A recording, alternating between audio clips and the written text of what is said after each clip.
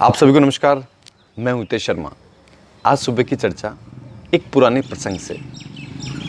कुछ दिनों पहले एक प्रसंग पढ़ने को मिला, सोचा आपके साथ शेयर करूं। एक लेखक ने अपने प्रसंग में लिखा कि एक दिन मैं मंदिर जाकर वापस मंदिर के नीचे, जहां लोग गायों को चारा खिला रहे थे, रोटी खिला रहे थे, गुड़ खिला रहे थे, मैं भी वहीं बैठकर ईश्वर से प्रार्थना कर रहा था। उसी समय एक बड़ी सी गाड़ी आकर वहां रुकी। उसमें से एक व्यक्ति निकला जो उसका मालिक होगा, दिखने में धनी व्यक्ति प्रतीत हो रहा था। उसने अपनी गाड़ी में से बहुत सारा गुड़ निकाला और गायों को खिलाने लगा। लेखक ने लिखा कि मैं भी कौतूहलवश वो सारा माजरा देखने लगा।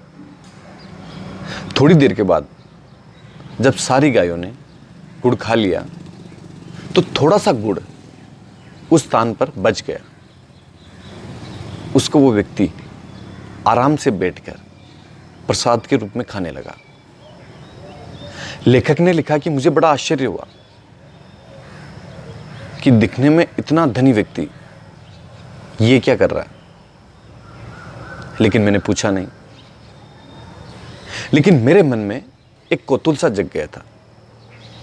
लेखक ने कहा कि अगले 2-3 दिनों तक मैं नियमित रूप से उसी समय वहां जाता और वो व्यक्ति जो नियमित रूप से आकर वहां गायों को गुड़ खिलाता और जो गुड़ बच जाता उसे प्रसाद के रूप में खुद पा लेता। 3-4 दिनों के बाद लेखक उस व्यक्ति के पास गया, उनको नमस्कार किया और उनसे कहा कि मेरे मन में आपकी दिनचर्या देखकर कुछ सवाल हैं। उस व्यक्ति ने कहा, हाँ पूछो। कि यहाँ आकर आप सारी गायों को गुड़ खिलाते हैं जैसा सभी खिलाते हैं, लेकिन जो थोड़ा बहुत गुड़ यहाँ बच जाता है जमीन पे, यहाँ फर्श पर, चबूतरे पर, उसको आप आराम से बैठ के प्रसाद के रूप में पा लेते हैं। ये मुझे समझ नहीं आया। अगर आपको लगता है तो आप मुझे जवाब दें। उस धनी व्यक्ति ने कहा कि लगभग 35 साल पहले जब मैं गांव से यहां शहर काम की तलाश में आया था, पहला दिन था, सुबह से शाम मैंने कुछ नहीं खाया, काम की तलाश की, लेकिन मुझे काम नहीं मिला। और शाम होते होते मैं इसी जगह, इस मंदिर के नीचे, इस पेड़ के यहाँ आकर रात्रि विश्राम करने के लिए ठहर सा गया था। मेरे पास में एक गाय बैठी हुई थी। उसी समय एक व्यक्ति उस गाय को रोटी और गुड़ खिलाने आया। मेरे मन में भाव जगे, मैं भूखा था, काश ये रोटी मुझे मिल जाए, मेरा पेट भर जाए। वो व्यक्ति गाय के पास रोटी और गुड़ रखकर चला गया। मैं अपनी ललचाई नजरों से उस रोटी और गुड़ को देख रहा था। गाय ने अपना मुंह फेर लिया। थोड़ी देर तक इंतजार करने के बाद वो गाय वहां से उठ के चली गई। मैंने वो गुड़ और रोटी खा ली। जो मेरे मन के भाव थे वो गाय समझ गई थी। अगली सुबह मैं फिर काम देखने गया, काम की तलाश की, लेकिन मेरे साथ वही हुआ। मैं जब शाम को वापस आया तो वो गाय वहीं बैठी हुई थी। फिर वही व्यक्ति रोटी और गुड़ रखकर चला गया। गाय ने उसे मुंह नहीं लगाया और मुंह फेर कर चली गई और वो रोटी और गुड़ मैंने पा लिया। इस तरह से 3-4 दिन तक उस गाय की वजह से वो रोटी और गुड़ मुझे मिलता रहा। 5वें दिन मुझे काम मिल गया।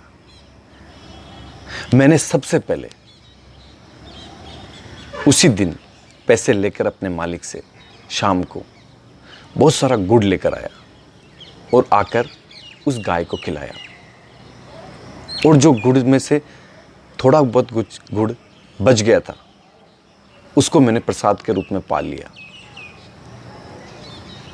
उन दिनों के लिए वो गाय साक्षात रूप में मेरी माँ थी।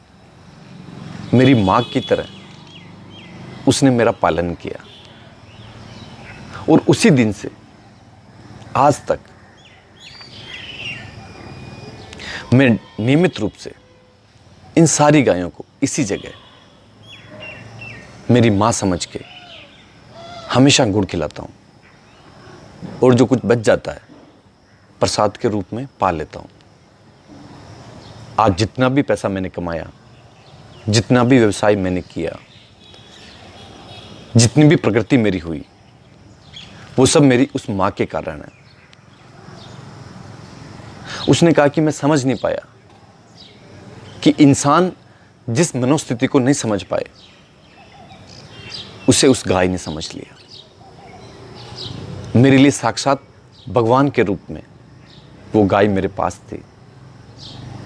उन 3-4 दिनों के बाद हमेशा जब तक वो गाय जिंदा रही, मैं हर दिन समय बिताने उसके पास आता, उसके साथ रहता। कितना अनमोल भाव है। कहते हैं कि गाय हमारी सभ्यता और संस्कृति में जो उसे मां का दर्जा दिया गया, वो इसी कारण दिया गया। हजारों साल से हम उसे मां के रूप में देख रहे हैं, हम उसे मां के रूप में मान रहे हैं, उसका पालन कर रहे हैं। पुराने समय में लगभग हर घर में एक गाय का होना अनिवार्य सा था। कहते हैं कि उसी के कारण हमारी सभ्यता, हमारी संस्कृति एक अलग दृष्टिकोण से चल रही थी। लेकिन समय के साथ बदलाव हुआ। लेकिन आज भी अगर आप इस भाव में देखें, इस दृष्टिकोण से देखें, जितना गाय हमारे लिए या हम लोगों को दे रही है, उतना कोई नहीं दे सकता। जितनी भी पौष्टिक चीजें हैं, जितनी भी अच्छी चीजें हैं, वो सब हमें गाय से मिल रही है। एक बार सोच कर देखें, और उसी के साथ ये भी सोचें कि हम क्या कर रहे हैं। हम हमारी उस गाय के लिए, उस मां के लिए हम कितना कर पा रहे हैं। जितने भी बेजुबान जानवर हैं जो बोल नहीं सकते, उनके लिए हम क्या कर रहे हैं। जो प्यार की भाषा है, सारे बेजुबान समझते हैं। सिर्फ इंसान ही ऐसा है जिसे बोलकर समझाना पड़ता है, जिसे कहना पड़ता है। बाकी सब आपके मन के जो भाव हैं, उन्हें पढ़ लेंगे, उन्हें समझ लेंगे। इसलिए कोशिश करें, जहां भी आपको गाय या और भी कोई बेजुबान जानवर मिलता है, उसे खाने को दें, उसकी मदद करें। हो सकता है तो उसके लिए चारे की व्यवस्था करें। यह हमारे लिए, हमारी सभ्यता के लिए, हमारी संस्कृति के लिए बहुत मूल्यवान है। अगर हमने इनको बचाकर अपने साथ रखा, तो ये मानकर चलिए, हमारी सभ्यता और हमारी संस्कृति आगे बढ़ेगी, और इसी के साथ हमारा भी भला होगा। आपने मुझे प्रेमपूर्वक सुना, उसके लिए धन्यवाद।